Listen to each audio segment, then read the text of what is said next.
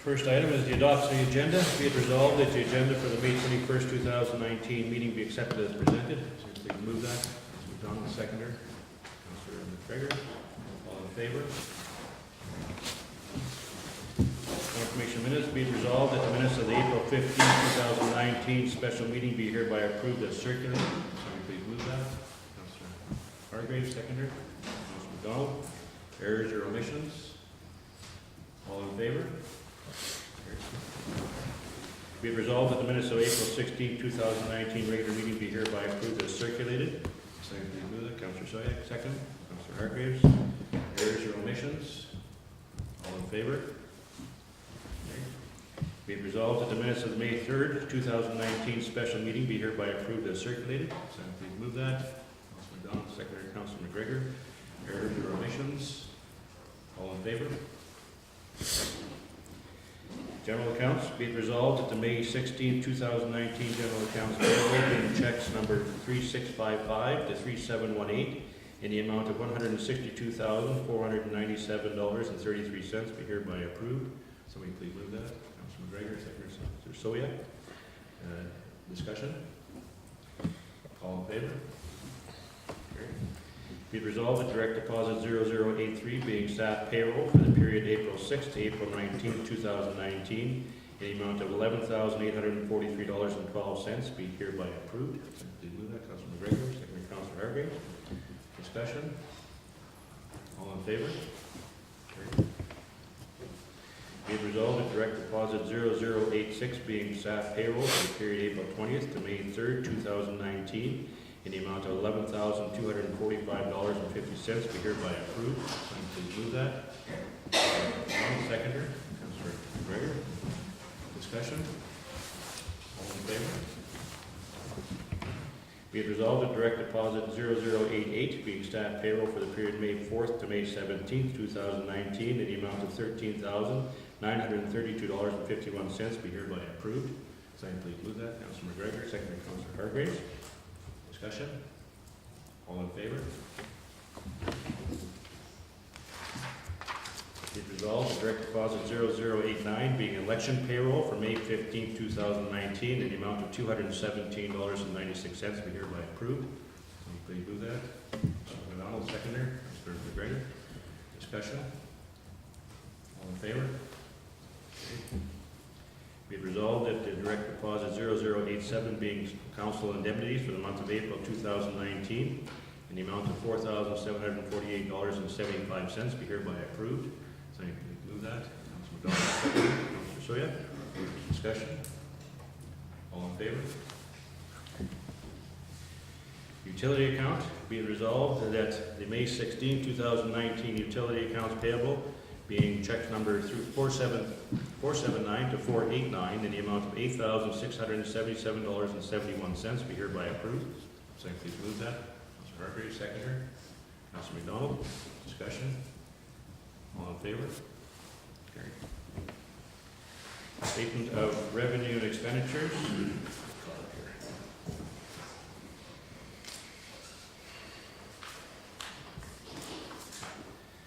Be it resolved that the statement of revenue and expenditures report to April 30th, 2019 be received as presented. Somebody please move that. Councilor Soyak, second by Councilor McDonald. Discussion? All in favor? Okay, brings us to delegations. Yes. First, in the order of delegations, we have J.D. Callaway. If you would like to come forward and address council. Just have a chair there, Mr. Keller.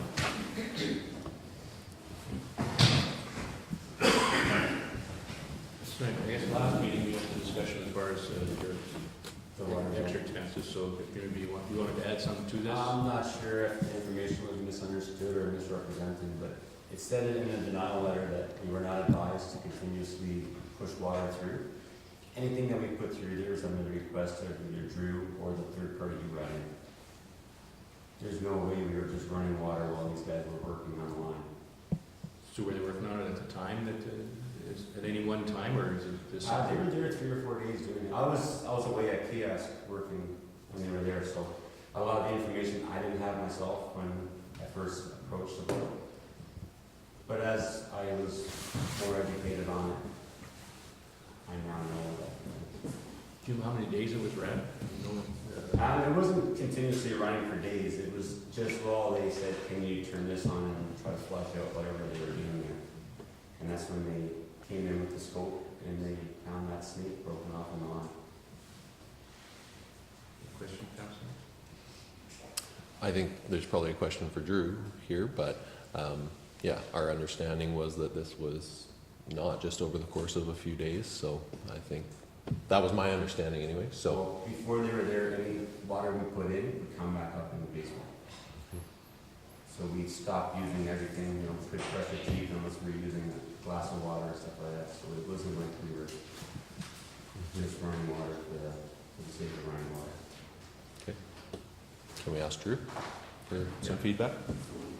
Drew, can you maybe help us out this year? Yeah, while we were there, I was there under the request of, I think it was your wife, Yep. there to come and have a look because you were having sewer backup problems. And I suggested to her at that time that we get unplugged out there to do it, because they were the right guys to do it. We did get your sewer going that day, but then I had them come back the following day because we had such a hard time getting it out. Everybody was under the influence that the line was broke, and that we had to dig it up. But what was in there was a sewer snake that had been pulled out of there. And at the time that we were there, yeah, we used some water with the washing machine trying to get enough water to flush stuff out, or sinkfuls of water and stuff like that. Because his is such a long run from his house to the far side of the street, and it's not a real steep slope. And the biggest problem was the snake in the line that was causing the paper to hang up and plug his line up. Okay. But you did tell him to run water at some point. At that time, Yeah. when we were there, we were there, rotor rooting and getting that, once we pulled that snake out, yeah. Okay, thank you. Mr. Chairman, just a question for Drew, I guess. Was that snake that was broke off in the line, was that one that we had been attempting to open the line? That snake was it? No, that was what was causing the problem. What- Whoever rotor rooted it before, Okay. the lady that owns the house had their rotor rooting it out for them, had broke it off in there and didn't tell anybody. That's a question I had, thank you. You don't own the house, did you? No, it's owned by Lorna Huffman. Yeah, so it's, We're just tenants. anything further? Anybody? Right. Thank you, Mr. Kelly.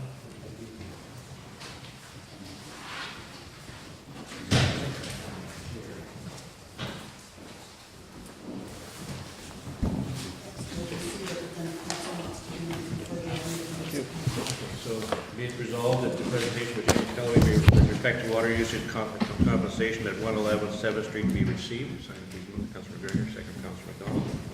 All in favor? Carried. A note to council that there's going to be any consideration to reconsider the matter and leave a notice of motion for one meeting. So if that comes to vote during the course of the meeting. I would suggest that maybe they would want to have a conversation at this point in time, and I would note it on notice of motion for the next meeting. Councilor McGregor. Mr. Chairman, I would put forward a notice to reconsider that motion. So the course of, just to let everybody know that the course of that is that the notice of motion has come because that has already been passed with the previous meeting. So notice of motion has carried forward from this meeting to the next meeting in order to be considered next meeting. So that's what will happen. Okay, so we move on Okay, next under the order of delegations, we have Denise Steubenville and Brian Hickman coming forward from Manitoba Infrastructure. Please come forward and address council. to welcome.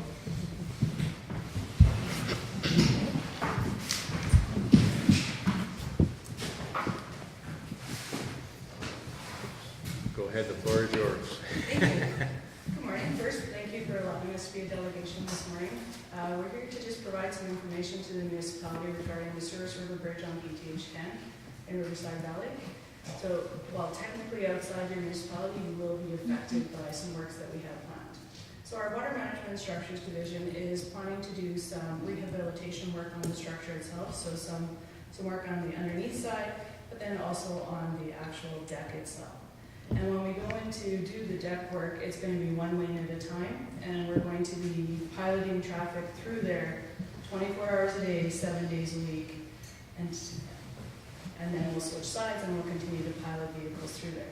So there's going to be significant delays on Highway 10 while that's occurring. As you can imagine, we need to stop the traffic at the top of the hill and a little ways back because there's a lot of truck traffic on 10. So we suspect that locals will get wise to that very quickly and will probably be using a lot more local roads, and we just wanted to make sure that all the municipalities in the area were aware of what's planned. So that's just strictly road closure, nothing to do with the river, doing work on the river itself, just the bridge Yeah, itself. just the bridge itself. Councilors, any questions? What's the expected time period? Did I miss that? Sorry. Well, they're planning to advertise shortly. However, there's a little environmental hiccup. It turns out that the bridge is home to, which kind of swallows is it? Cliff swallows, which are on some list. I'm not sure which list exactly. So we might be a little bit delayed getting started, but the intention is to finish up in the fall. We do not want to be doing anything through any of the winter months or even when we get into that freezing rain late in the fall. So worst case scenario, this might turn into a project that continues next summer, but we will not be piloting through the winter. Anything else, anybody? When will it start? We're anticipating it to start, it'll be the underneath work that'll start first, and we don't know when the deck work's gonna start yet. But we'll make a point to provide through your CAO updates on when it's advertised, who the contractor is, when the deck work's gonna get started, just to keep people informed of what's happening. Further? Not. Thank you very much for the information. We appreciate you coming out and letting us know. Thank you for allowing us to come. Enjoy the rest of your day. Thank you. Be it resolved that presentations by Denise Jubinville and Brian Hickman, Regional Planning Technologists of Manitoba Infrastructure with respect to planned work on the Souris River Bridge be received. Someone please move that. Councilor Bell, seconder. Councilor Soya. All in favor? Carried. Okay, next under delegations, we have Mr. John Hill from Westland Communications Group. Please come forward. Thank you. I brought my better after as well. Good morning, Jeff. Good morning. Thank you for being this on the agenda. I think I got in at 121 hours in advance. So thank you very much. And you have a copy of the presentation that we forwarded.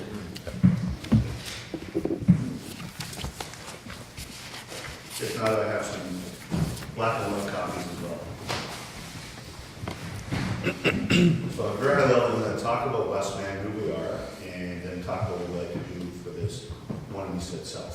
So I don't know if you're forming interactive or not trained presentations, but I have no problem talking and I have no problem answering questions. Okay, that's perfect. Any Thank you. difficult questions? Okay, even though we're only 20 minutes away or 25 minutes from the RCP van was behind me driving here, not everyone knows who Westman is. And first of all, we've been around for 40 years. We just celebrated our 40th anniversary last year. We're a cooperative. And we started off in Brandon and Carberry with 9 TV stations. And today we have far more than that, all in HD. And got into internet business in 1999 and home phone service in 2007. Today, 20,000 homes and businesses use us as an internet service provider and other things as well. We pay out equity, which I think is an important thing. And as a co-op, we've been paying resume payments in 2013, and we treat all our members on all our communities the same price. So there's no higher price for town A and lower price for B. Everyone has the same pricing schedule. As a cooperative, we treat everyone the same. The other thing is, if you're looking for internet speeds, we have the fastest speeds in the province for the past 7 years. You can tell I'm a marketing guy, and it looks on schedule for 8. Currently, understanding within Wawanesa itself, everyone has a lot of satellite dishes and comm streams to local cable provider, and you'll bound MTS for phone and internet. If we were to bring internet services to Wawanesa, we use fiber. The advantage of fiber is you're future-proofed, and your house goes up by 3% in value, is the typical estimate by real estate agents, and you can get 4K TV, there's more students than that, and for the next 30 years, you don't have to worry about putting anything into your house in terms of technology for communications. It'll last that long. As I said, we have the fastest speeds going in the province, essentially. We understand right now, currently in town, Bell MTS has a 5 meg service. All our speeds are faster, and I'd like to say we're better, faster, and they're cheaper. So I think that's always a big thing, because people want value for their money these days. Because I don't think there's a lot of big raises on these days, and everyone's got to work on the budget. We start off as a cable company, so we have lots of video signals. We have packages that cover up everything else needs. And $25, and if you really want to watch everything, including Game of Thrones, actually gets that to age. That's over with. And I don't see any water balls underneath here, so there's any controversy. So we have that as well for people.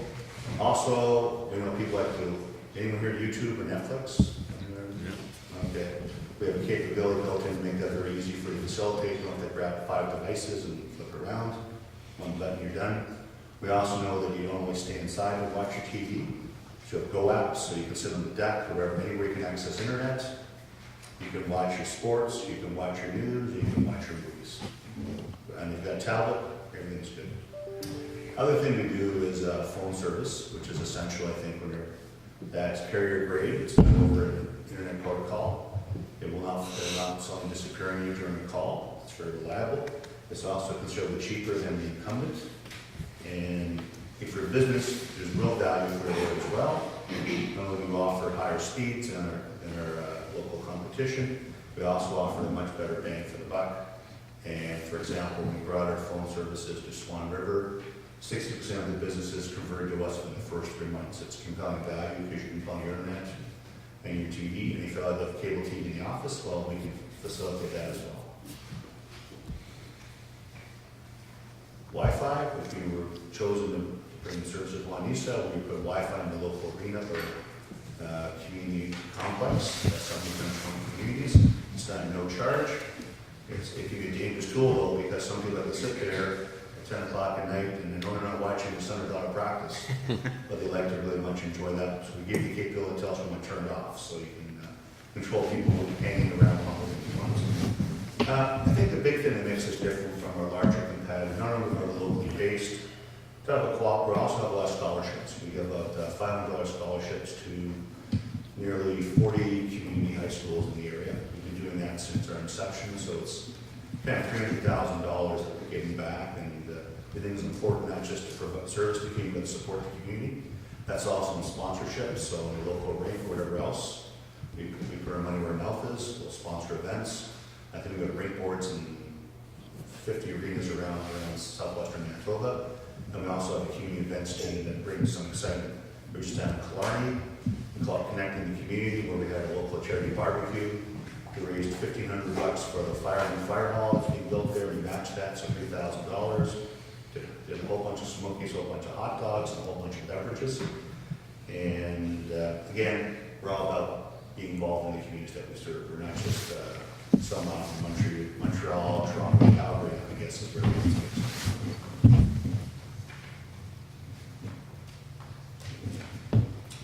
Community programming. I know we have a camera here today. We have our community programming that serves all the communities that we're in, and we would love to make you part of that. We have a regional channel, so if you get filmed, we put on PVR as well, so everyone can watch you, and we don't think people wear ties when they're on community programming for us. It's very laid back. It's also, because they're done regionally, you can actually, if you grew up in, say, Boisevin, you can follow Miss Wandera, you can now live up in Swan River, and so forth. We like to build a sense of community. And there's a lot of good programming in there. There's a lot of cute kids falling off that can't skate, things like that. And they get back up. No one gets hurt. No one's harming the videos. Other thing that we do is we own a couple of radio stations. We give away an annual trip. So for one member, we pull the name out of all our 20,000 odd members. And sometimes it's someone who really had never had a honeymoon, which is a great story. And then there's someone who owns like half a Carberry, cut that out. Probably didn't need to win the trip, but they go off for a radio station in Mexico for a week or Cuba. So something to give back is a little bit different. The other thing we talked about was equity, which I think is important. You know, you get a check every year, you're not writing a check to us all the time. And we do special offers for our members. If there's a service hours you don't have, you get half off the following year. And also during the summer, we give you a free speed upgrade. So if you're in our 12 meg service, Extreme 12, we take you to Extreme 40, Extreme 40, Extreme 75, and so on. Because no one's using network during the summer, so when I let you try out the higher speed. Once you have more speed, you sadly never go back. So current steps in bringing the Wawanesa. First was to meet with you and ask if they're interested in us bringing high-speed internet to Wawanesa. This is where it gets interactive. And I'll start to let you start to ask me questions as we go through how that. Well, I guess what I'm looking at is I'm not looking at strictly Wawanesa. That's a good start as far as I'm concerned, but I think there's places like Nesbitt or maybe even some more into the rural aspect if we can get into that, because I think that's important for the rural people to have high-speed internet, and if that's possible, I don't know. Well, first of all, we have to identify Nesbitt as something to investigate. So obviously, I've driven by here many times until Sheffield was local, they said, that's Nesbitt. They clicked. So I also like to look at bringing service in here as well. And in terms of the rural, we have a relationship with ExploreNet, who used to be called NetSec, where we bring our fiber backbone. They tend to bring their services along at the same time, because they leverage our fiber backbone for their network. And what used to happen was they used to have usage charges, which I think a lot of people have very large bills from. And they, because NetSec got taken over by ExploreNet, now you don't work for ExploreNet, this is not a commercial ExploreNet, they've now introduced a national package, which is $99 unlimited usage. It gives you 25 meg down, 1 meg up, because the main thing most of us use internet for now is streaming video. That's the biggest thing. 70% of the traffic today on internet networks is video. They've recognized that because nobody wants to get a bill for you choose a large number, I don't know what it is, but they've now got a $100 product that meets the needs of stream video. And of course, our services are below that price, and again, unlimited usage as well. And we bring more speed. So our presence will let them bring more things to the area. And that in terms of, we're not in fixed wireless business right now, we're looking at it. But again, it used to be, people talk about internet $200 a month. I understood whether now it's $100 and you pay roughly $70 for internet today. So there's a $30 difference now between an urban and a rural market today. It's no longer 3 times the price.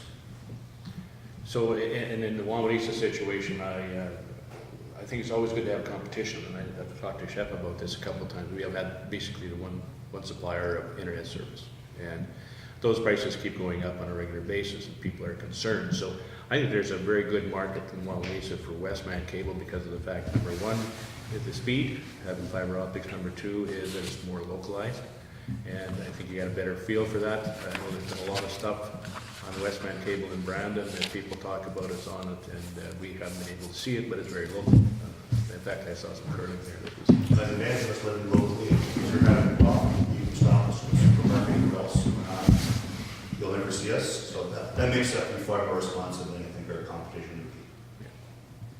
Anybody else have some comments? I think fiber to the home would be a fantastic option, so I think it would be well received in both residential and business. So money-wise, I guess that's the thing I'm looking at now, is as far as to get it started, what is the process of funding, et cetera? How would we start that process if we're going to start it?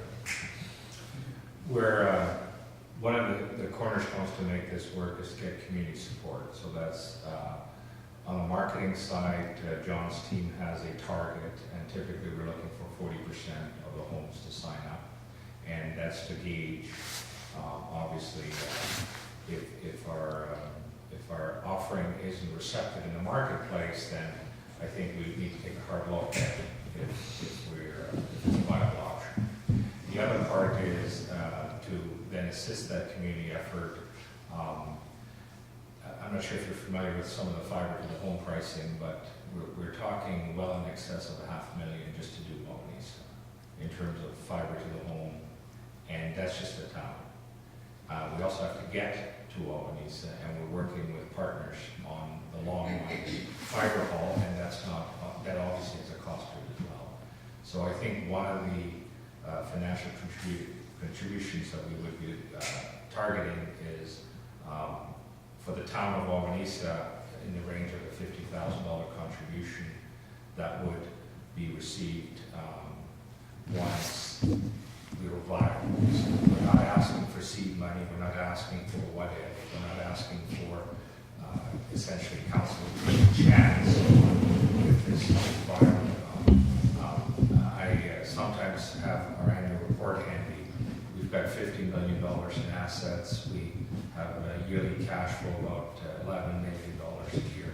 So this isn't a short-term cash flow thing. So we're very happy to work with council, and you can see the shovels in the ground, and you can see customers signing up and hooking up, and it'll all work before you'd ever have to write a check to us. So we're going to take the initiative, and we're going to take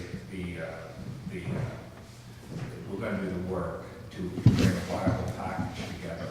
And so at some stage, your contribution would be very much laddered in the process.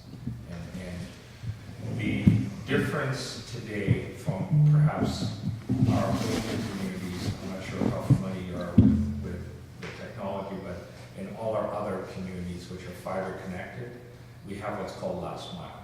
So our old legacy cable plant, we upgraded it, we've maintained it for years, and we're able to offer pretty much very solid services, almost as good as fiber.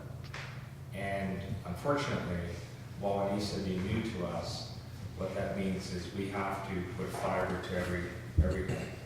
And as you are probably well aware, anytime you start digging up stuff and putting stuff in, it's expensive. And so that's kind of some of the math we're looking at. So, I guess what I'm getting there then would be probably best to have is to have sort of a town hall meeting in Wawanesa to see who's interested, or maybe a door-to-door campaign to see the. Absolutely, and I think that's partly why we're here today, is to engage with council and see what's the next step in terms of working with council, working with the community, and establishing a dialogue with the stakeholders. And certainly, council would be the start, but obviously the community members will have to weigh in, and then absolutely we wish to have a dialogue with the stakeholders and make sure we put a business plan together that makes sense for everybody. And one of the things about our cooperative is that we've always prided ourselves on running things as a business. So we're not particularly interested in engaging in losing ventures. So even though for the greater good of mankind, and it's sad that not everybody has the same level of service, but we're not interested in starting up businesses that aren't financially viable. And in a way that is reassuring, because as a partner, we are a reliable partner that isn't, doing things that don't make sense. And Wawanesa is going to have to meet that test as well, where, if we don't get the customers, if we don't get the support, then clearly we have to revalue that in our business plan. Yeah, and I guess looking at that, what the people will have to go to is at an approximate cost of hookup and the monthly operation costs that will have to go into that.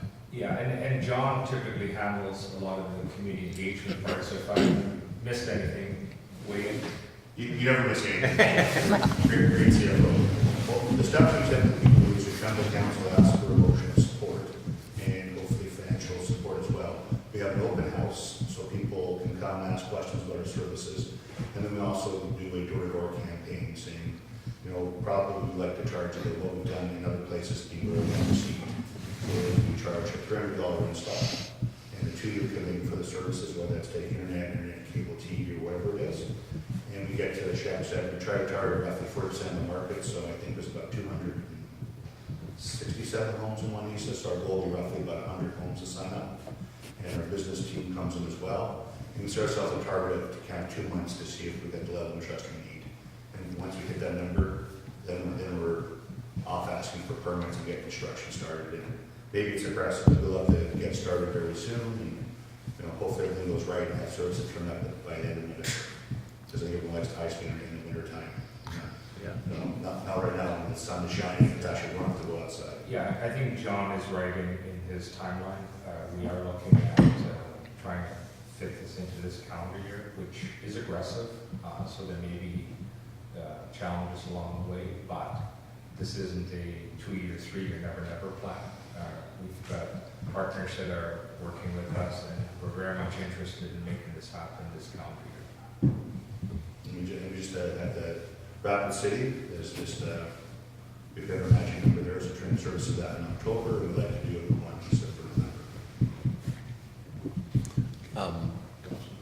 You know, you talked about this being a business decision, so I assume that if council, you know, was supportive but wasn't putting forward a financial contribution, that there's still, you know, a number of, a percentage of market share or something that would still make it make sense. Is that a fair There were statement? percentages that still make sense, but we probably have to charge a higher install fee to balance it out. Okay. And we're looking at probably $2,500 to $3,500 per home, so it's a significant investment.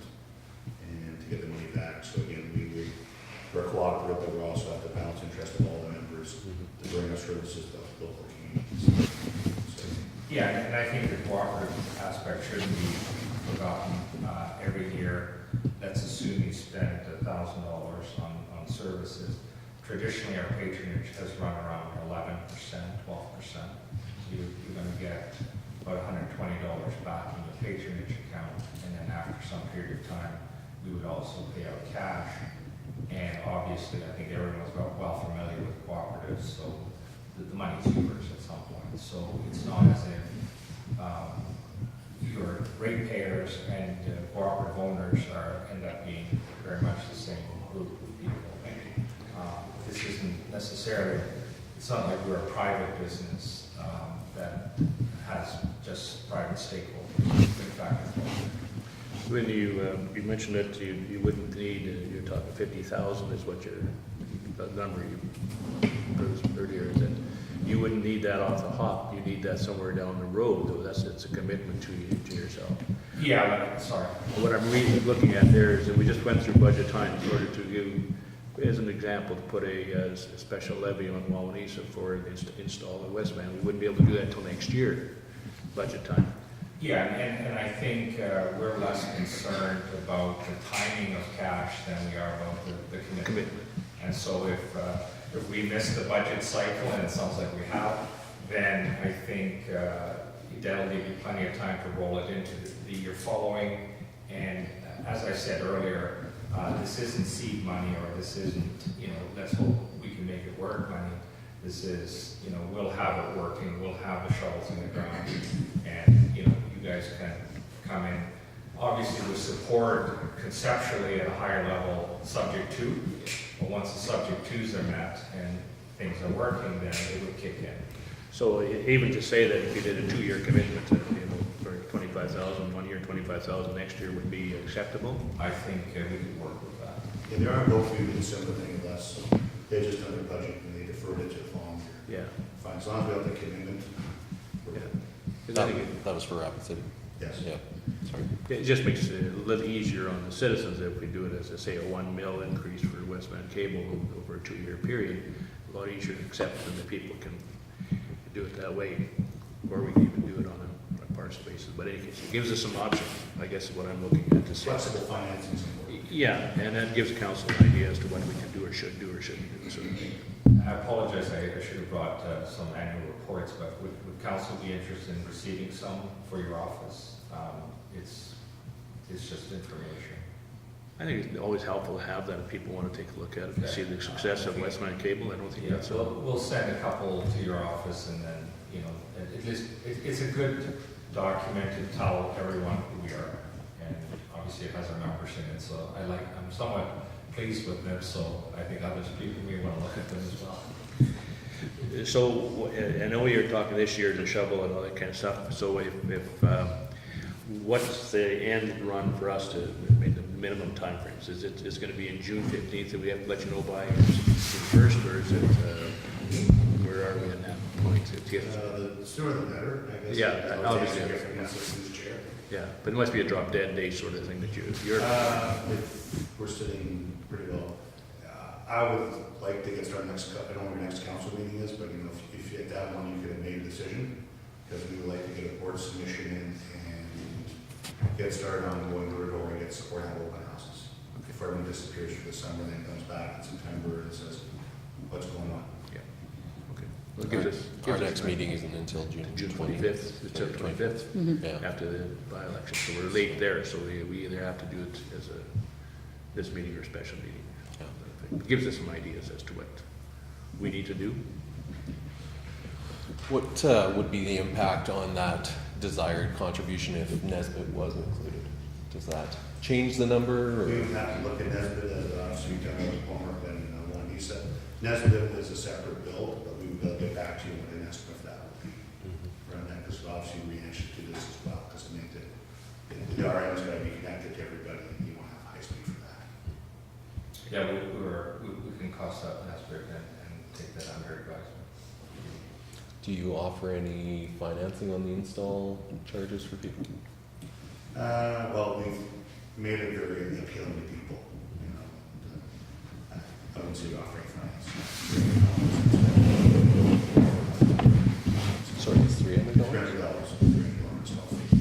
Oh, okay, I thought you were talking about it being $2,500 or $3,000. Oh, sorry, Oh, no, no. that's our cost. That's our cost, so I wouldn't want to pay $2,500. Oh, Okay, I'd be very hesitant. My apologies, like that's, the $500,000 or close to 600,000, that's for the town, that's our bill. Okay, What we're asking our customers to pay down the road is something like a $300 one-time fee and then your regular services.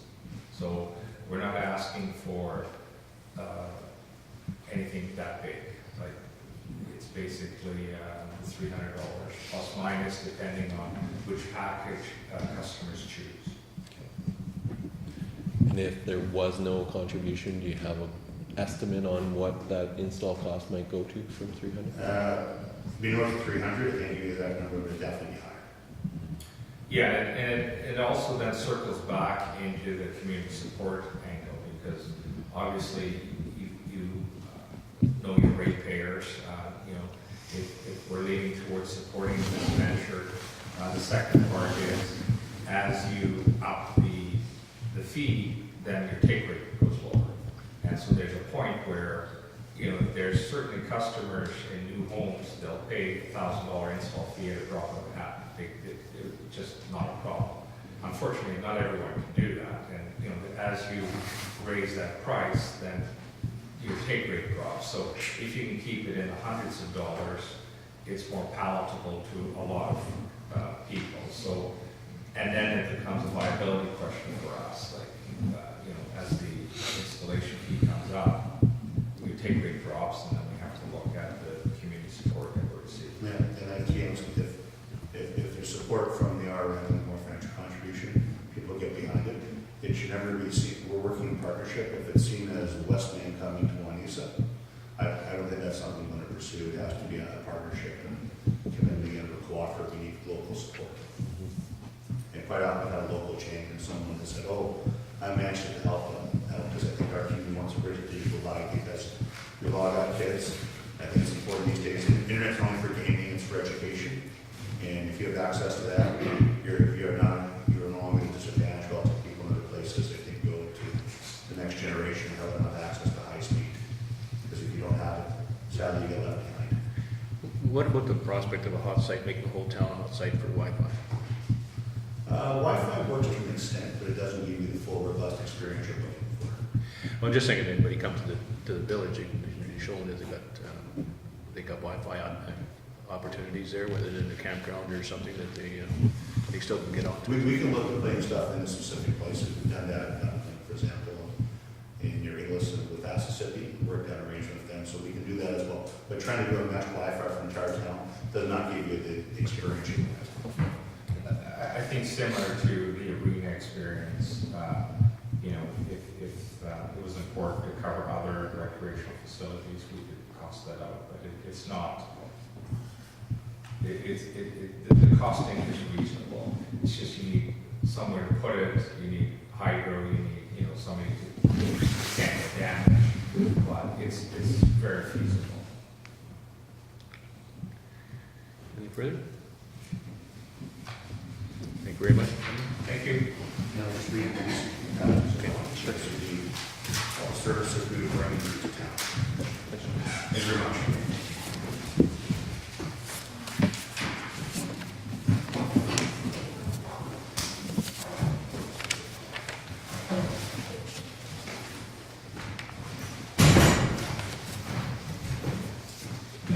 Thank you for coming in. Thanks, Okay, be it resolved that the presentation by John Taylor, West Bank Communications Group, in respect to provisions of services to Wawanesa, Manitoba, be received. Second, please move that. Councilor Gregor, second.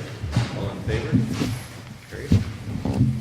Now, I've got here that, I'll just offer this up and see what the council says. Be it resolved that the marketing plan of West Bank Communications Group for provisions of services to Wawanesa, Manitoba be supported in principle, subject to appropriate budget approvals. And somebody wish to move that? Okay, so we'll just leave that die then for now. Yeah, I think my comfort, sorry, Mr. Chairman, my comfort level would be more just, that we support it. I think, the dollars, Not sure about the dollar side of it. yeah. That's So- what it says, subject to provisions of the. Yeah. And did we not have another provider that's looking to go to Wawanesa that without Well, a, RF now is coming in to the rural, more so than. but the they, village. in this meeting, they said they were gonna Yeah, go they to, were going to Wawanesa, and interested in going to Wawanesa as well. so I don't see how you can, It's hard to commit the dollars to that. Yeah. when they're gonna come in and do it, they haven't asked for any. It's just a matter of where you start with that. It's okay, didn't have a mover, so we'll let that die, and we'll move on to the next item. Mr. Chairman, I would put forward, and I don't know if you want to do this, I guess it's not Go an ahead. amendment, Go but, ahead. I would move it just without the last part about the budgetary. Just in principle. Yeah, because at this point, I think that implies, that we maybe will contribute to it, but I'm not there yet. I think it's a fantastic thing, but I think we need to be careful at this point to commit to that, so. So you're gonna move it on the basis of be it resolved that the marketing plan of West Bank Communications Group for provisions of service to Wawanesa, Manitoba be supported in principle. Okay, seconder? McDonald? All in favor?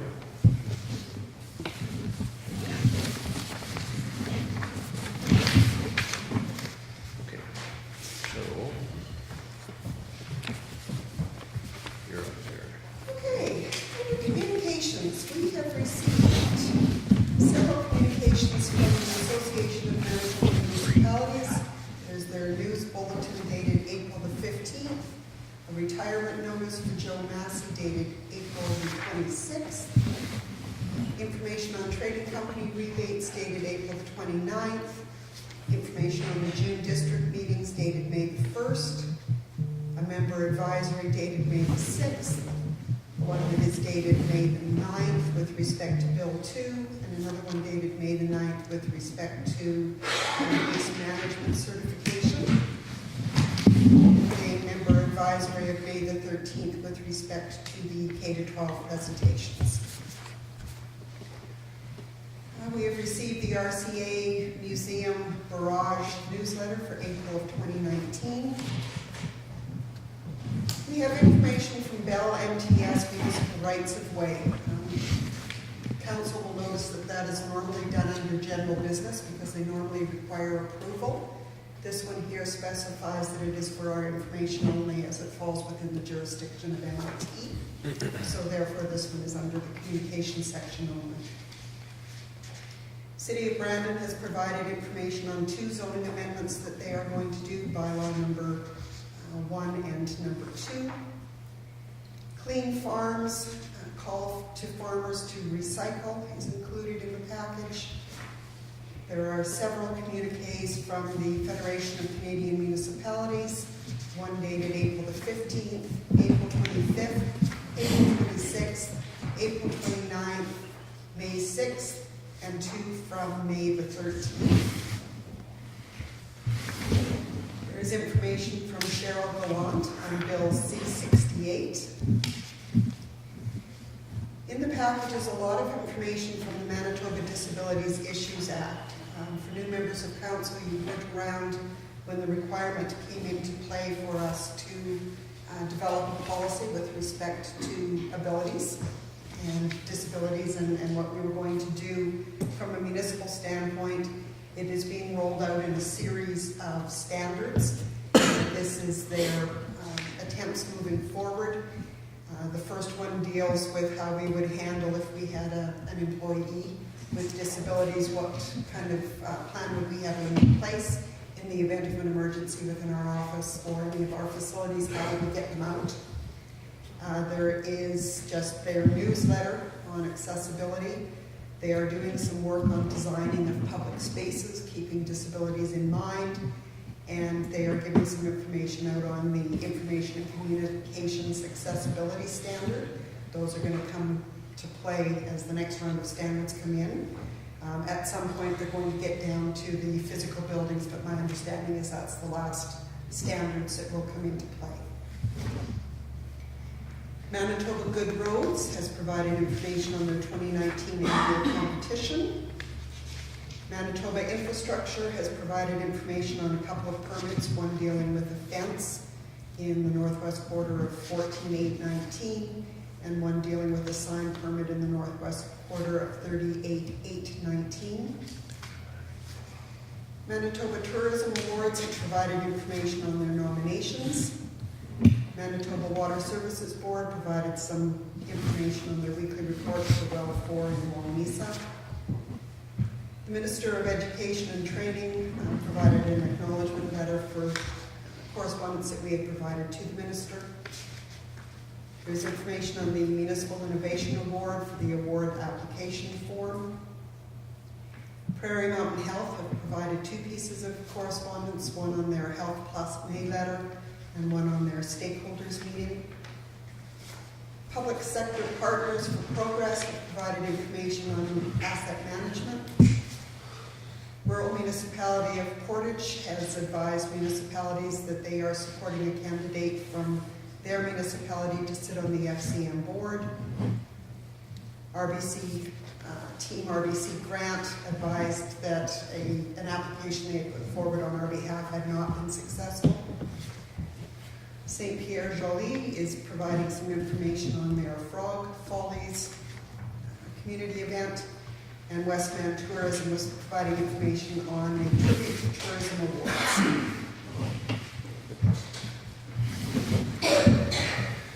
Okay, be it resolved that the above noted communications be received. Somebody please move that. Hargraves, seconder.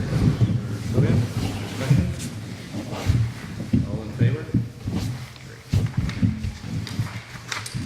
Okay, committee reports. We have, Councillor Sylvia, we have your written report. Anything to add?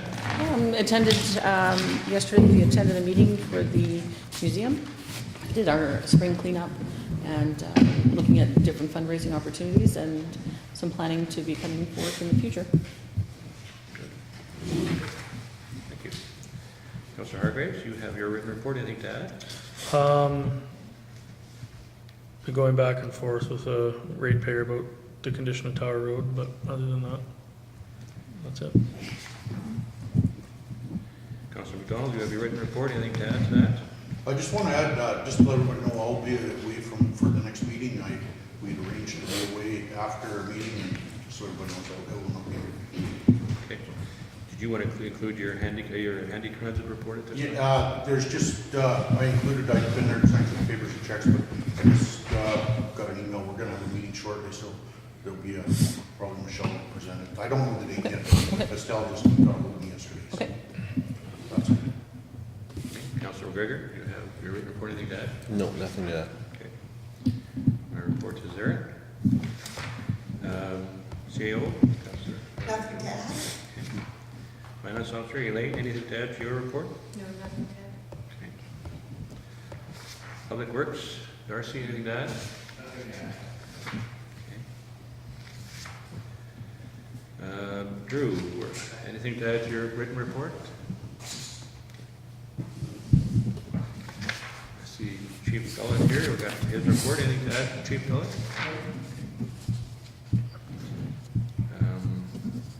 Stewart River Vet Board, I attended the last meeting, and there wasn't much that was discussed at it. Just a general update on what was happening.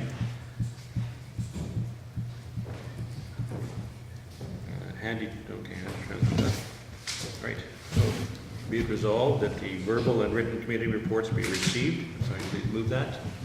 No, Secretary Solomon, discussion. All in favor? Okay, bylaws. Be it resolved that bylaw number 02-2019, being the Fire Prevention and Emergency Services bylaw, be read a second time. Can we please move that? Councilor Donald, seconder. Councilor McGregor. Discussion? Councilor McGregor. Mr. Chairman, could someone give us a summary of what we are changing here? That is why we have fire chief here. It's basically, we've never, since the municipality promulgated, we ever re-signed our fire agreement, or not fire agreement, but bylaw. So the municipality adopted Wawanesa's old one.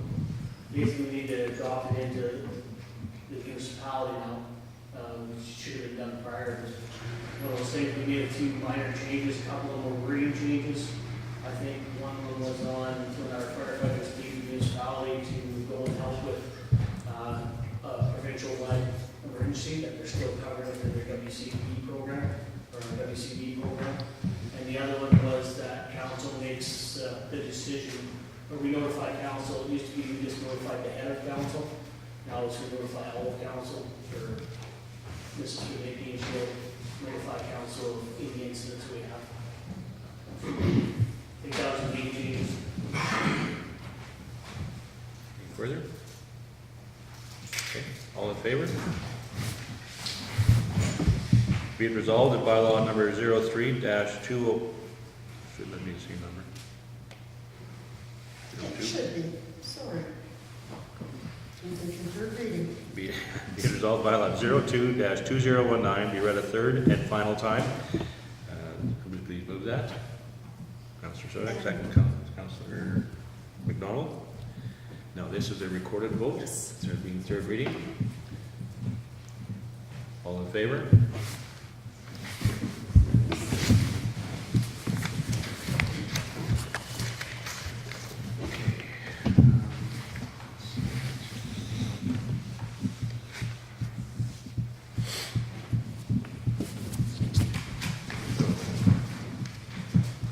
Be it resolved that application file number M004766-2019, Wawanesa by Bell MTS to extend conduits and install new pedestals in northwest 28-718W and southwest 33-718W as per the proposed plan be approved. Somebody please move that. Councilor McDonald, seconder. Councilor McGregor, discussion.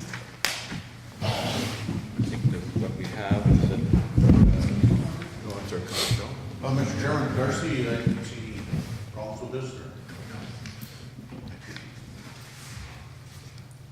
Okay, all in favor?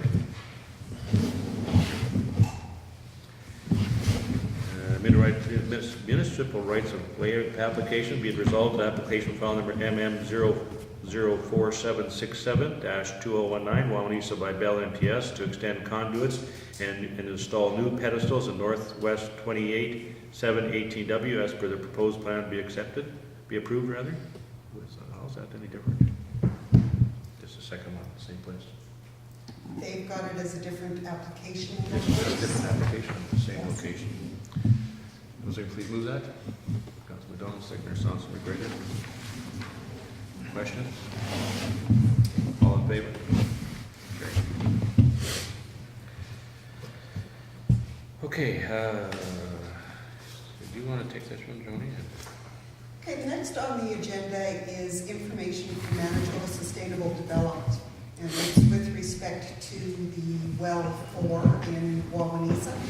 And apparently, in having done the work that they needed to do on well 4, they have made the determination that in fact, all of the water or all of the wells down there fall under, and it's GUDI, it stands for ground under. Surface water influence the groundwater. And as such, what Manitoba Sustainable Development is telling us is that we are going to have to install an ultraviolet treatment option at the water treatment plant. They will give us until 2020 to do that. I believe that we are going to have a delegation from Sustainable Development at the June meeting.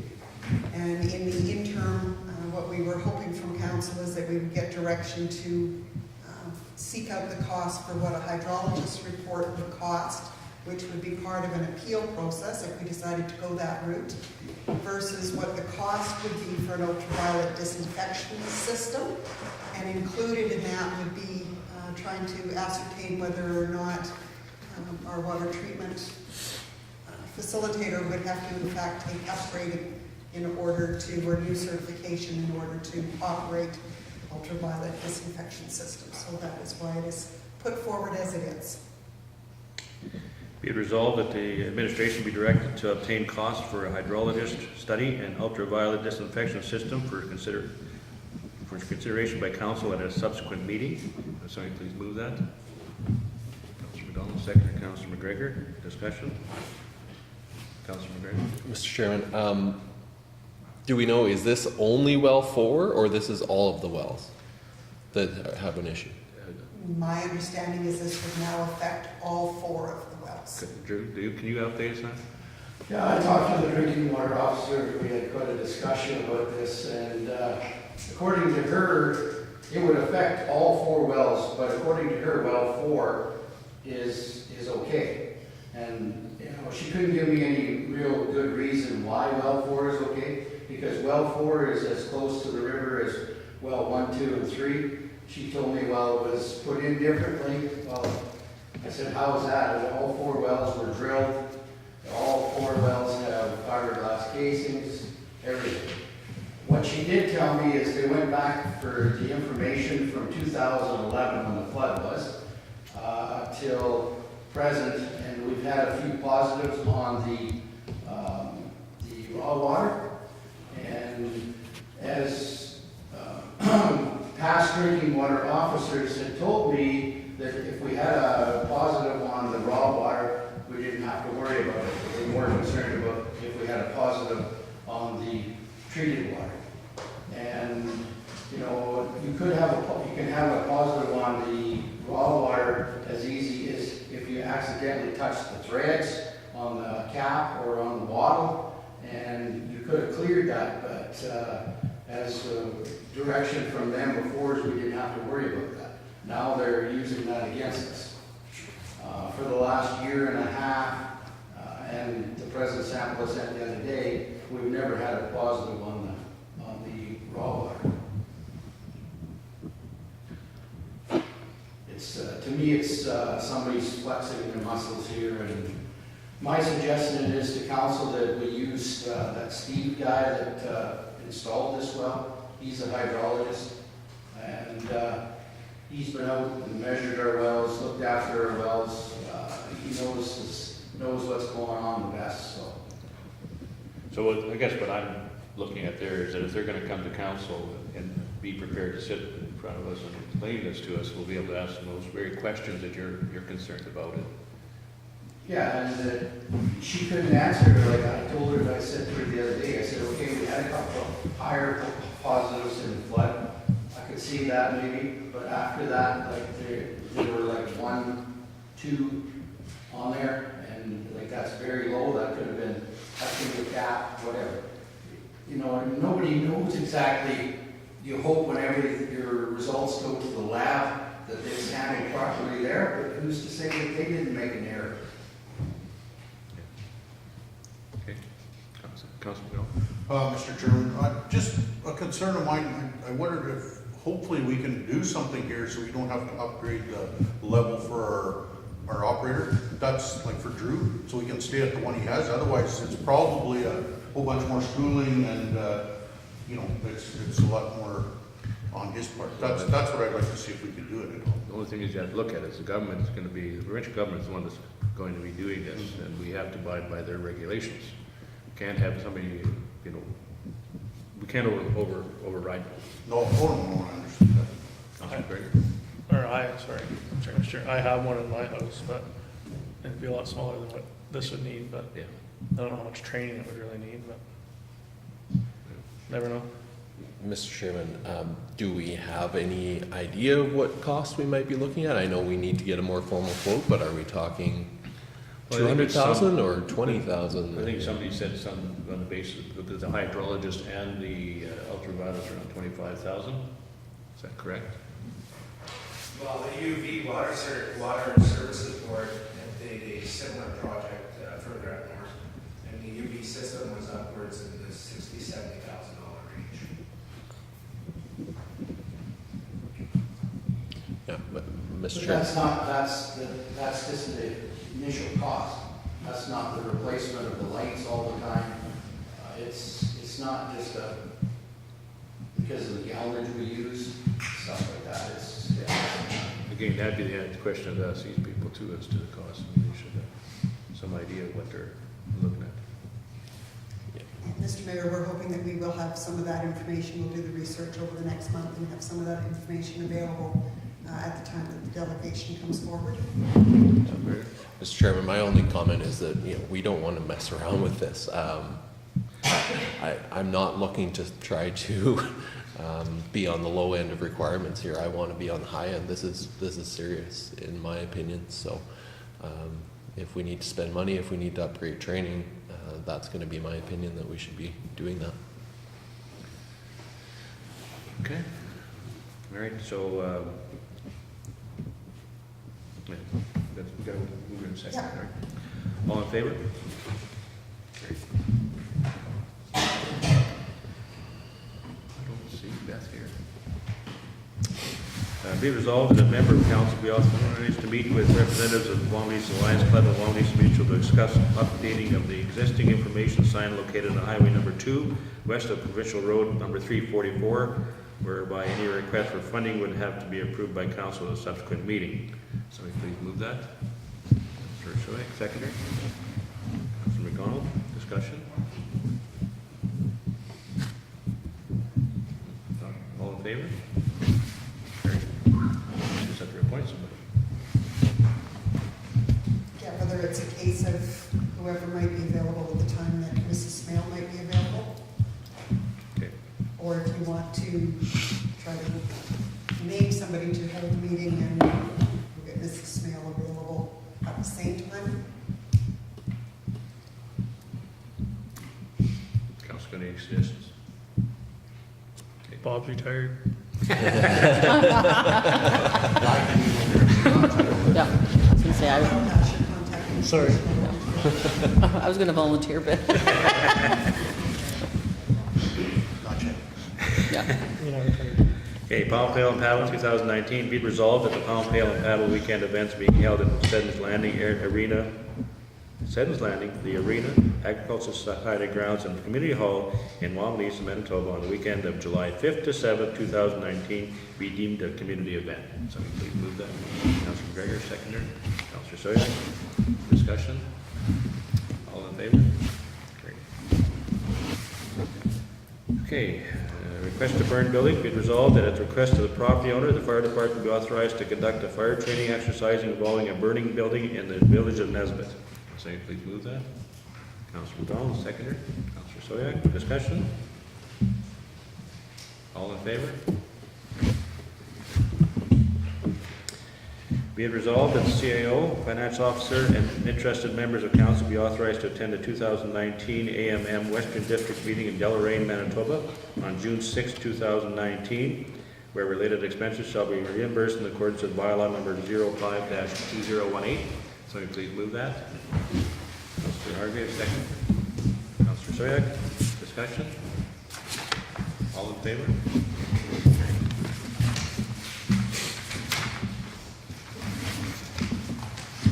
Okay, whereas the municipality of Oakland-Wawanesa provides an annual bursary to a graduating student each year, and whereas the local school divisions will be holding their annual graduation ceremony shortly and have requested that a representative of the municipality attend the ceremony to present the award on behalf of the municipality, therefore be it resolved that councillors be authorized to attend the Wawanesa, Brandon, Wawanesa, and Sewer School graduation ceremonies respectively on behalf of the municipality. Can somebody please move that? Councilor McDonald, seconder. Councilor Soya, discussion on it? Volunteers? Councilor McGregor. Mr. Chairman, do we have any dates? Just looking to see if I have pulled that information out.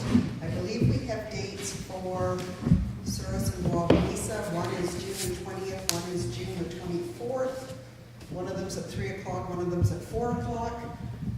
I'm just not sure that I've pulled that information.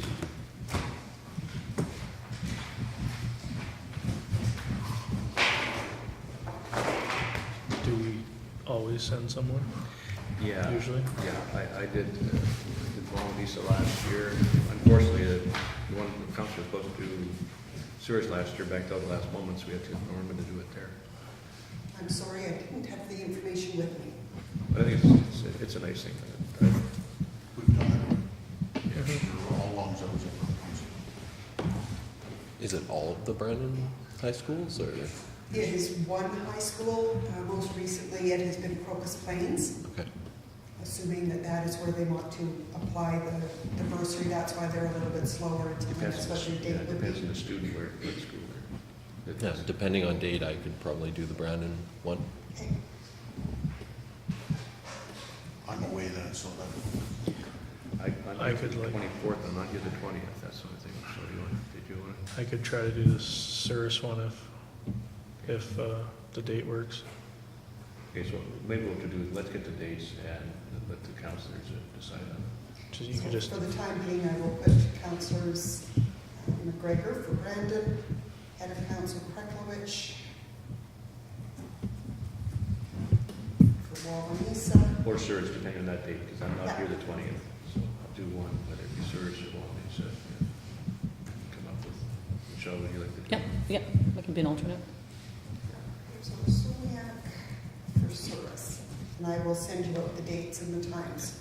I think Make sure they work. Councillor Hargraves Yeah, for Councillor Surrey. no, Potentially. no, someone else wants to do it, more than welcome.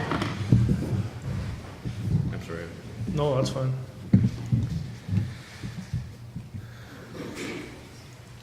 Whatever. You can do Cirrus if your date works, and I do only, so. Okay, just as soon as you do it, that's fine, I'll be the backup. That's fine too. Just in case we can't get there. Okay. All in favor? Manitoba Water Services Board, is resolved that the Water and Wastewater Renewal Plan 2019 be submitted with items as highlighted for the 2018 plan. Everybody's got a copy of that.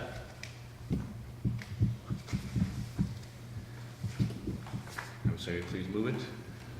Councilor McDonald, seconder. Councilor McGregor, discussion of any? Councilor McGregor. Mr. Chairman, do we want to or should we consider adding the potential of this ultraviolet system to this? Comment on that? We certainly could. I just put it forward knowing that we had a couple that were outstanding from the 2018 report. Okay. But obviously it is open for council to add anything that you would want and you can prioritize it as you deem fit. Yeah, I just don't know the Yeah. implications of this, so. Maybe going back on that, before we add that, I think Darcy, we have 50/50 funding on that ultraviolet if we do it because of the fact that it's part of our past funding project with the well. So, and we haven't used that capacity up yet, so it'll be a 50/50 basis there. Is that correct? So I mean, that's beyond this, I think. It is probably beyond that, although this probably helps Water Services Board with an understanding of what our requirements of them are going to be. Okay, so maybe it's worth all that. Nothing else? All in favor?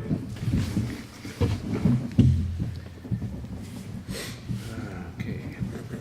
Be it resolved that the application by Dave Green for a license to construct water control works at Southeast 23-819 be approved. Somebody please move that. Councilor Hargrave, seconder. Councilor Soya. Discussion? Has water stewardship give the okay? Darcy, can you advise on that? Yeah, they're looking, this for municipal approval. They've agreed to it already. Yeah. So what are they doing? Conservation, they're putting in a culvert in the middle of the property, essentially just to get from one field to another through one area. There's an existing road there, I think they're just rehabilitating the road and making it a little better. This is conservation. Good. Okay. All in favor?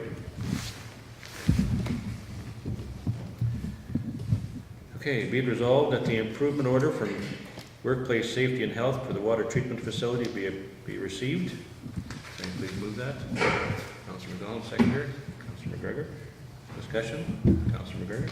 Mr. Chairman, do we have any resolution on these items that can be reported? It will be, yeah, will be completed by that's on the 30th. Yeah, will be, and it will be all good. All in favor?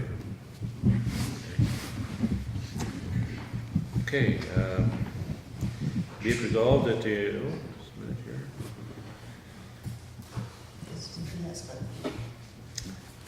Be it resolved that the improvement order from Workplace Safety and Health for the Nesbitt shop be received. Please move that. Councilor Soyak, seconder. Councilor McDonald, discussion. Everything's going on, okay. Councilor. Mr. Chairman, I was just thinking, any pickups there, or? No, actually, this is we're out in compliance, it's just got to submit the paperwork to them, just at the cabinet last week. Thanks. All in favor?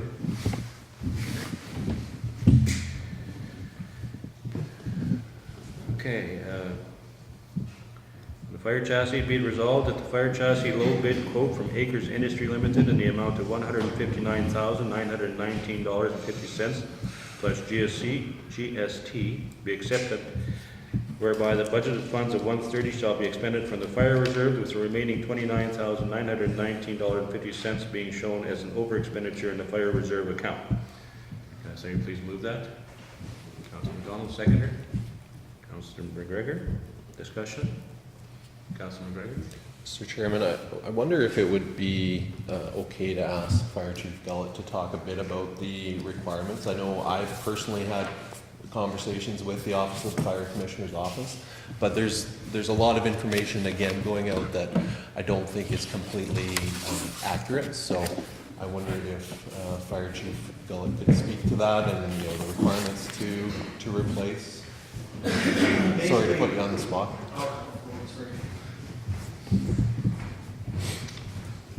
Basically, the compliance to replace isn't set by Manitoba or Manitoba Office of Fire Commissioners. We follow our NFPA and all the rules through replacement of fire pumps, fire chassis, maintenance, upgrades, bunker gear, staffing is all set through the NFPA, National Fire Protection Association. They're the ones that set the rules. So Manitoba Office of Fire Commissioner, you can do what you want. If you choose not to upgrade your chassis or upgrade your pumps, that's on your municipality's liability, not them. But in order for us to meet workplace health and safety, we need to be compliant with NFPA as well. So, I know that some information was given out at a meeting from an Office of Fire Commissioner member that said, no, there's no rules. Well, there is rules, because we can't step foot on their property to do training without a bunker gear that's less than 10 years old. And he says, oh, no, you don't have to replace it. Well, you don't if you want to take the liability on yourselves. I'm not taking liability, not for no money, so it's up to you guys to decide what to do. Basically, with the chassis and the pump replacement, we've got 2 quotes in on it. There were only 2 quotes received, unfortunately. It's a tough market for people that want to bid against out here, because we're so close, to a dealership already. That's the big thing. We have trouble getting quotes on stuff. The quotes come in a little higher. We knew a month ago it was going to come in a little higher. Basically, you can blame Mr. Trudeau's 5% we've added on the fuel tax and everything. It's getting added on to everything else. So the cost of everything that we quoted back in December, they've changed as of the day that our carbon tax came in. And it's going to change again. If we don't move forward with the chassis and the pump replacement, the chassis won't change a lot over the next month, but the pump itself will have an $18,000 increase on a $70,000 pump if we don't make the decision by the end of the month to purchase the one that they have available. Once we go to the 2019 model, and the model coming out as of the end of this month, it's $18,000 more for that pump alone, due to carbon footprint and emissions controls being added to that little motor. So that's one of the things maybe that we're kind of in a rush to get things. Every year, it's an increase. We've seen our last pumper, which we bought in 2014 for $280,000, is closer to $500,000 now.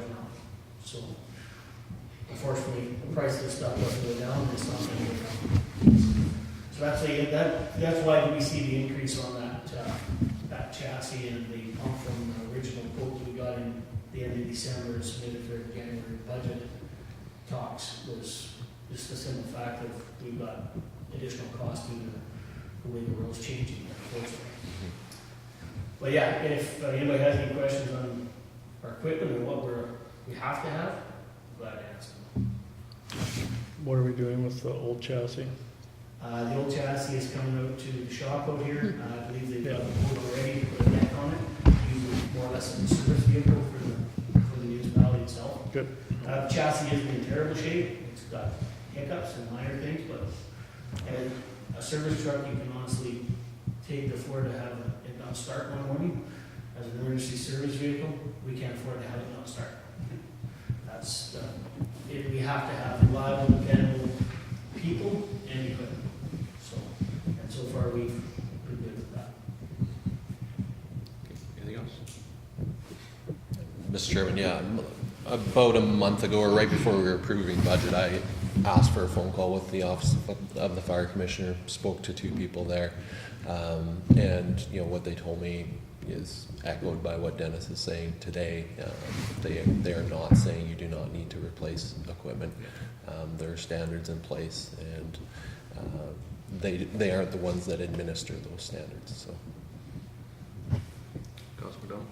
Mr. Chairman, I have a question, not to do with Dennis, it's with the funding part of it, so can I ask that after? Or? You can answer it right now if you want. Okay, I just wonder, how does this work with the over expenditure in our fire reserve? Well, I think you'll cover that off. in the Okay, next- no, that's fine, that's fine. We can either do these as one motion, and if we're going to do an over an expenditure of the fire reserve, I would expect that we should. So we have three options. You can either try to absorb the extra $30,000 within your general operating budget that was approved. So you would be pulling it from other line items, hopefully throughout the course of the year. I hesitated to do that because I think council has tightened their budget items fairly substantially. The other option you would have is to show that you are going to take $30,000 directly out of surplus. And again, we have tried very, very hard not to do that.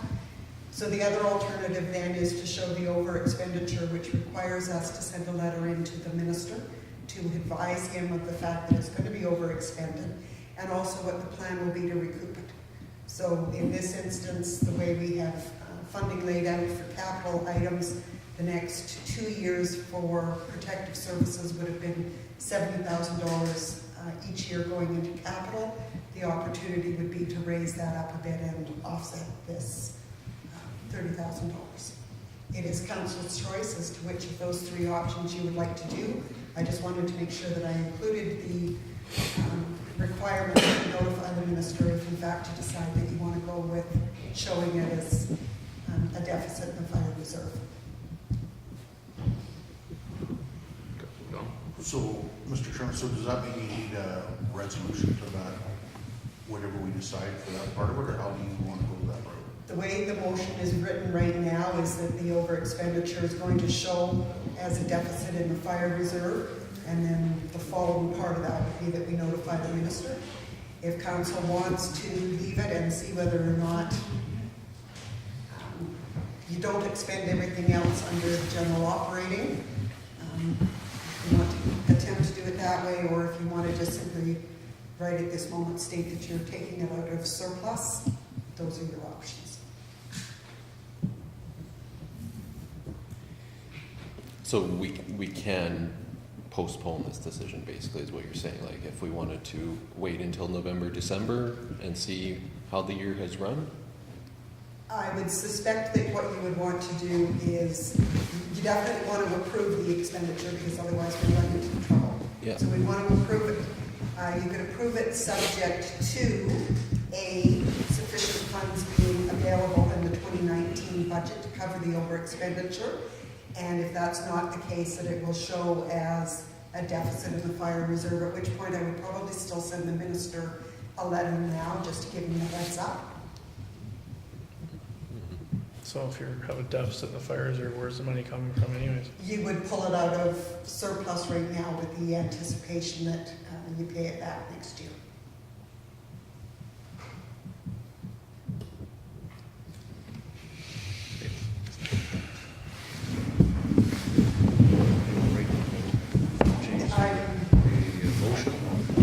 That would be my pick, is what you just outlined there, is, at the end of the year, last year, we had accounts that were, there was extra money in, and we've already taxed people for that, so we were struggling to find ways to put that into payable.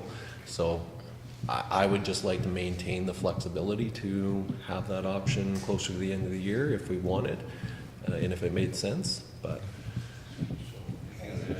So first, Councillor McDonald and Councillor McGregor, are you okay if I change this around as a friendly amendment for you to consider?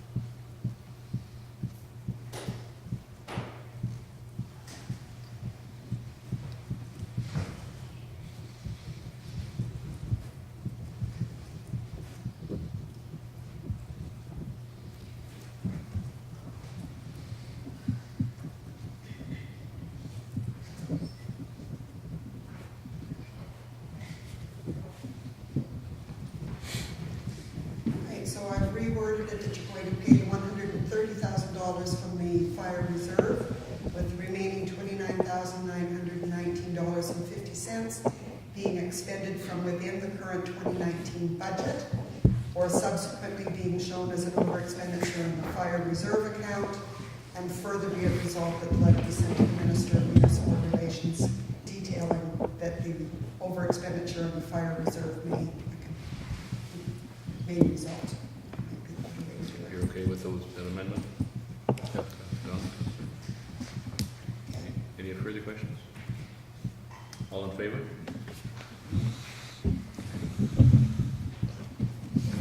On the spot. With no warning. Okay, be it resolved that the rights of way of application for fiber optic installation along number 2 highway and road 101 west, as outlined in the correspondence from Jonathan Mendel of Hatarian Broadband Network Incorporated, dated June 1st, 2019, be approved. Dated June 1st. You say June 1st. Hasn't come yet. Okay. Can somebody please move that? Councilor McGregor, seconder. Councilor McDonald, discussion? So they want to put a wire down Yeah, it's Road Hunter 101. Colony is gonna bring it into, the colony into the colony, from, fiber optic. Yes. Chair, most of this is being approved through MIT. They're following MIT rights of ways. They want to eventually bring the fiber optic through to Glenboro, but in doing so, they're also putting it into the Green Acres colony, which requires it to run along the municipal road 101, which is where they meet our approvals.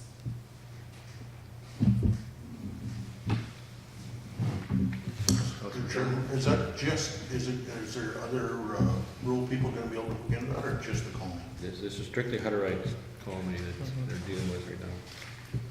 It's their own company. Hatarian. Mr. Chair, Darcy, when you built part of that road up, did we haul it in or did we dig the ditch out some?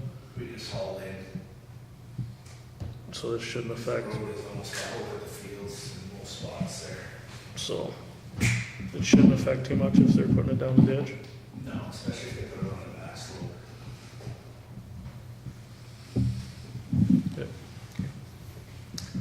All in favor?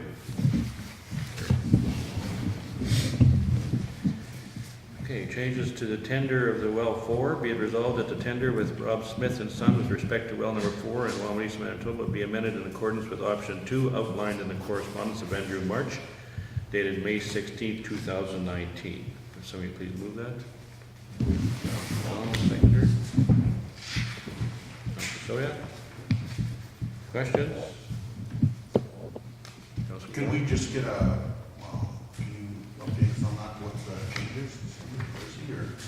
Yeah, well, with the change in the route, essentially now, the contractor's come back with a change order.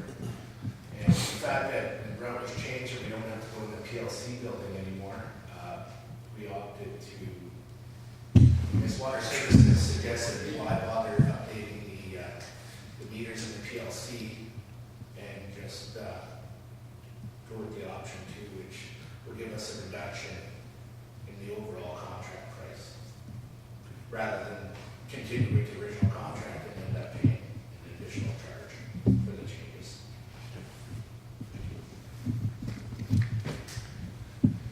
Okay, any other questions? All in favor?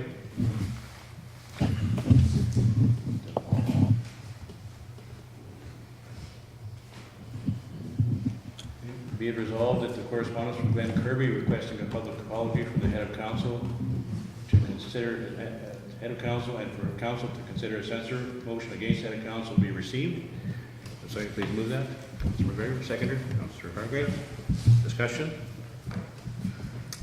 All in favor? Sorry. Councilor McGregor? Mr. Chairman, I just wondered if you wanted to comment on this. If I wanted to comment? Yeah. Actually, I do, just briefly. All the comments made on it were basically aimed at, we have a tax issue with disproportionate with farmers. I've made that very clear. I've used the information from the, I have that here with me today.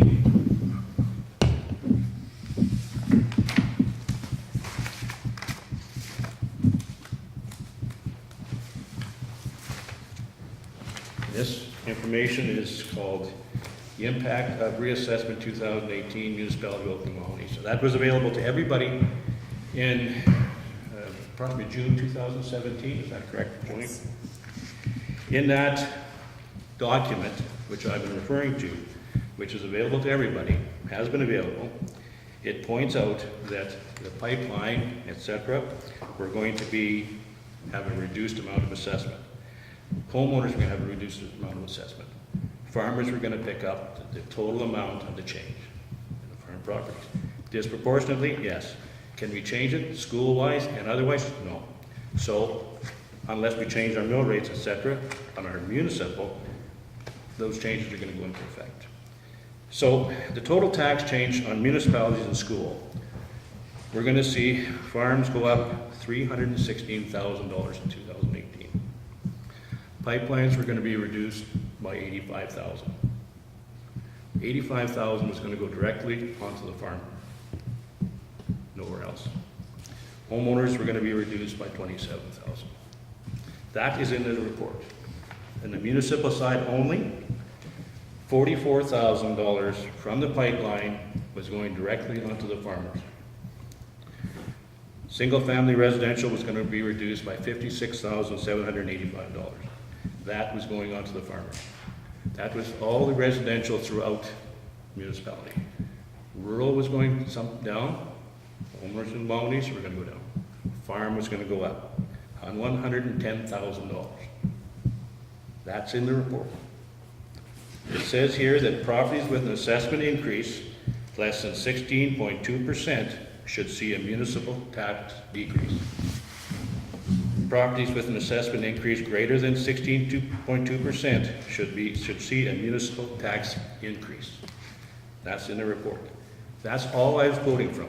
So that is not a withheld document. It's available to everybody.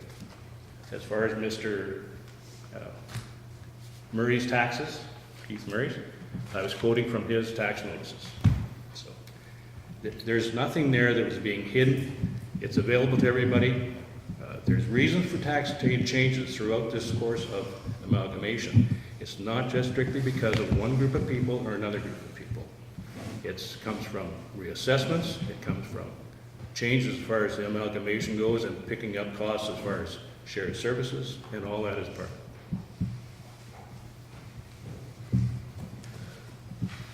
Councilor McGregor. Mr. Chairman, I think I think it's important to note that the mill rate during the time period that you were quoting has decreased for residents of Oakland. I think the example you gave, the total tax bill has decreased, but that was due more to school tax than anything.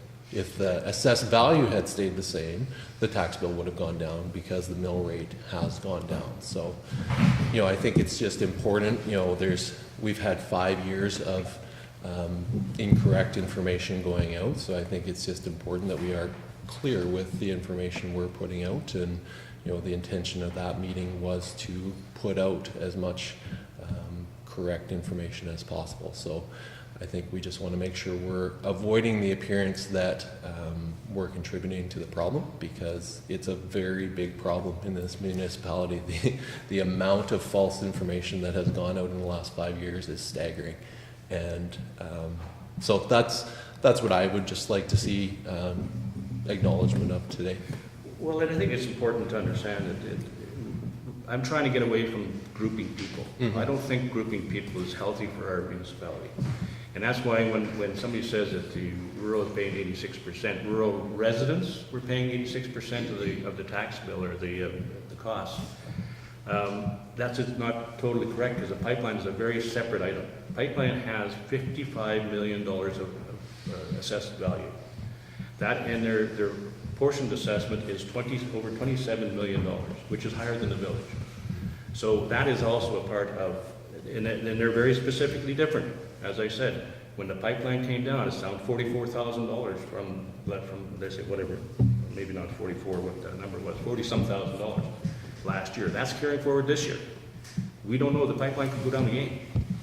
And that's a separate item. All that was shifted to the farm. It wasn't a tax grab. On the school side, it was an increase of $200,000 on the farm. Increase only. It wasn't a shift. So that caused the farm tax to go up significantly on their total tax bill on the farm. And so there's many factors go into this. And if to say that, to come out with a global number, an all-inclusive number, that this happened because of amalgamation, that's not totally true. And I want to make sure that everybody understands it. I'm looking at the total picture. I'm not looking at one group of people. I don't like putting groups of people in. And I've made my point very clear that I don't think we're trying to say anything as far as people are being helped because of amalgamation. We've got shared services. And I think that one of the items put forward is that if you have a house or a property that's valued at $200,000, what should you be paying for fire service? What should you be paying for garbage? What should you be paying for roads and bridges? That is, as long as it's all equaled out, portioned out. And I think we're doing some things here on this council that wasn't thought of in the last 5 years. If that requires an apology, fine, but I think that there's a lot of information out there. There's a lot of stuff in our audits that people aren't looking at. There was the railroad money. There was, that doesn't carry forward, cause an increase in the rural taxes. So all those numbers are there, and they're not hidden. They're in every document we have. Mr. Chair, I do think we need to stop when everyone talks about their tax bill is to separate the difference between school tax and the municipal tax, because we have zero control over the school tax. And people look at their bill and it's went up, and they don't know if it's whether most people just have a glance at it from last year. I think when council's talking about taxes going up and down, and we need to just talk about municipal and not put the school into it, and things would be much clearer. Well, I agree, with the exception that you get the calls from the office, and I'll bet 90% of them come back when the tax bills go out because their taxes have gone up. They're looking at the bottom line, and it's hard to. We've had a lot of discussions at the AMM to try to get that off those tax bills, to make them change them somehow, that they wouldn't be there, so they wouldn't do that comparison. But the people are comparing all the time. Yeah, Mr. Chairman, I agree with Councillor Hargraves. I think that we do need to continue to train residents that we do not implement the school tax, and I think that has been a significant issue. People are only looking at the bottom line number when they call into the office. That's the number they're talking about. So we need to continue to educate ratepayers that we do only control the one line there. And you know, in Mr. Kirby's letter of May 16th, you know, there's a reference to rural residents contributing 86% towards shared services costs. And, you know, I think, again, the point that we're trying to make and tried to make in that May 3rd meeting was that rural residents don't contribute 86%. Rural properties contribute 86%. And there is a big difference between, you know, trying to get to a per capita tax, and we talked about some of the reasons why that doesn't make sense, because you've got things like the pipeline that has no residents attached. You've got lots of properties owned by people who live outside of the municipality. So, you know, I think, you know, the statement that rural residents contribute 86% is not true in my opinion. I consider rural properties to be contributing 86%. It's not, if you actually added up the resident cost, it wouldn't be that. So I think that, again, we need to get better clarity on that, of what kind of taxes we implement here. So. Well, and I think that's also going around a lot of times. You tell somebody that you're paying 86% of the cost, they say, so you're paying only 14% of taxes. That's not the case. It comes out in the tax bill. 86% is based on the apportioned assessed value of all the land within, and that's a different area. As I said, the pipeline is $55 million of assessed value. The proportion is $27 million. So, and if to go that far, when looking at Mr. Murray's tax bill, I think everybody got a copy of that.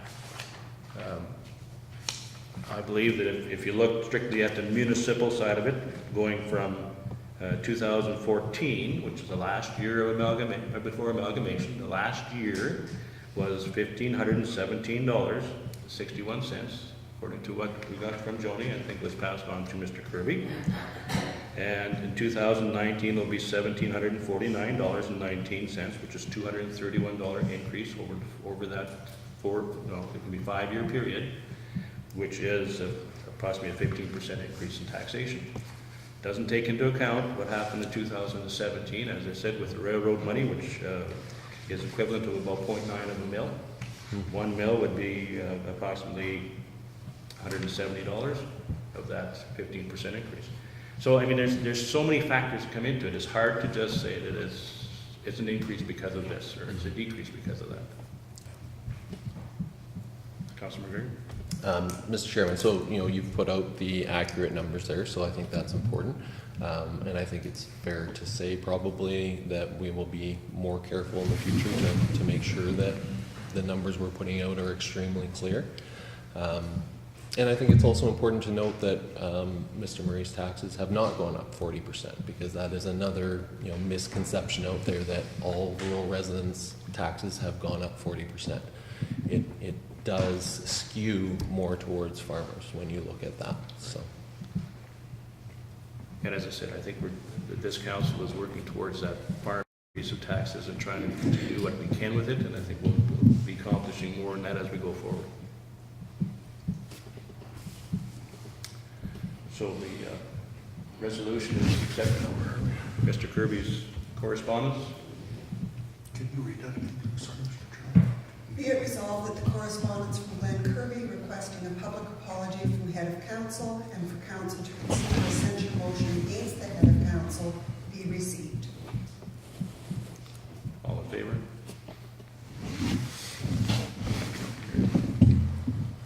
If there's a motion that the council wants to put forward, at this time you should do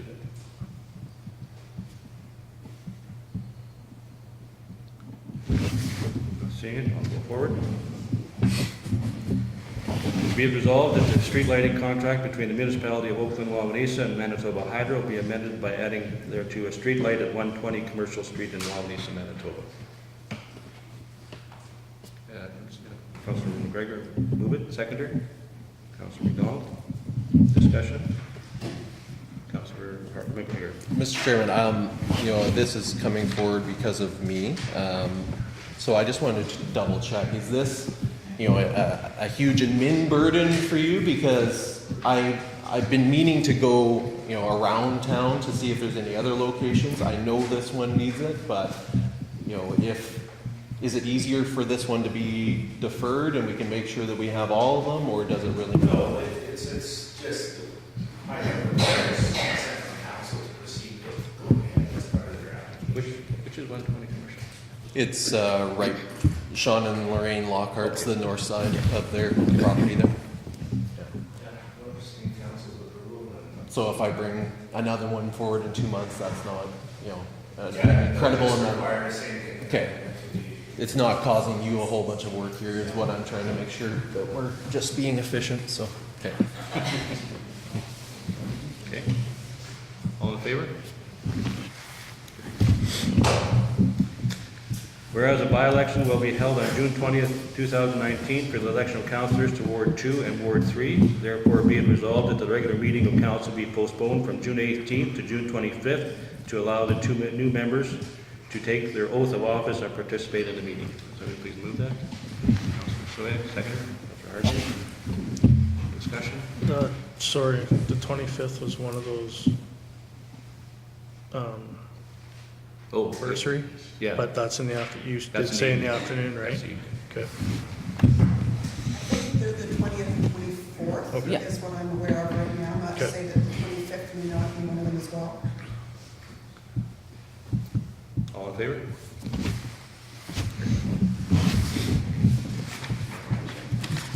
Okay, be it resolved that the meeting is now adjourned. To meet again on Tuesday, June 25th, 2019 at 9 a.m. at the Nesbitt Hall.